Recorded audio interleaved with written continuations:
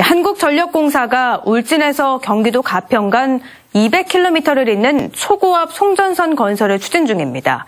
산림보호구역인 백두대간을 관통하는 경로인데요. 특히 봉화 울진 구간은 금강소나무 같은 침엽수림이 많아서 산불이 나면 확산할 위험이 큰데요. 고압 송전선이 산불 진화 헬기의 진로를 막으면서 산림 피해를 더 키울 수 있다는 우려가 나오고 있습니다. 김소연 기자입니다. 지난 2017년 강원도 산불에서 진화 헬기가 고압 송전선에 걸려 불시착하면서 타고 있던 정비사 한 명이 순직한 일이 있었습니다. 산불은 산세가 험할수록 빠르게 번지기 때문에 초기 공중 진화 헬기의 역할은 매우 중요합니다. 산불 진화 헬기 운항의 가장 위험한 시설이 바로 이 고압 송전선이라는 게 조종사들의 한결같은 얘기입니다. 불길과 연기로 송전선 위치를 제대로 식별하기 어렵기 때문입니다.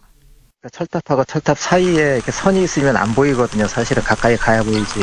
그러니까 더 위험하죠. 사실 고압선 걸리면 대부분 사망이에요. 현재 산업통상자원부와 한전은 울진 가평 간 200km에 걸쳐 초고압 송전선로 설치를 계획하고 있습니다. 설치된 송전탑 높이는 75m 정도. 산불이 나면 헬기가 송전선로를 피해 진입해야 하는데 그만큼 사고 위험이 큽니다. 또 송전탑을 피해 높은 고도에서 물을 뿌리면 소화 효율이 낮다는 게 전문가들의 의견입니다. 송전선로 근처에 화재가 산불이 났을 경우에는 여기서 소방 헬기가 입장에서 소화약재를 투하를 했을 경우에 고도가 높아지면 높아질수록 화점에서 분산되어지기 때문에 특히 송전선로 설치 경로를 보면 국내에서 규모가 가장 큰 소나무 숲이자 문화재 복원용 금강소나무 군락지인 봉화와 울진의 백두대간을 관통합니다. 백두대간 수목원과 맞닿은 이 지역은 금강소나무가 다수 자생하는데 소나무는 특히 산불에 취약한 수종입니다. 경북 지역은 최근 10년간 산불 피해 규모가 전체의 3분의 1에 달할 만큼 컸습니다. 이 때문에 정부와 한전이 송전탑 건설을 추진하기 전에 지역 특성과 산불 발생 위험까지 면밀히 검토해야 한다는 지적이 나옵니다.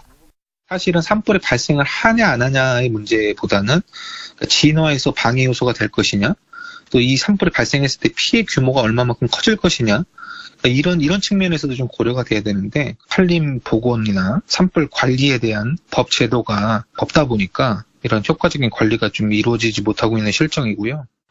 산불과 함께 고압 송전선 건설 자체가 백두대간을 복원하기 힘들 정도로 훼손하고 있다는 목소리도 계속 나오고 있습니다.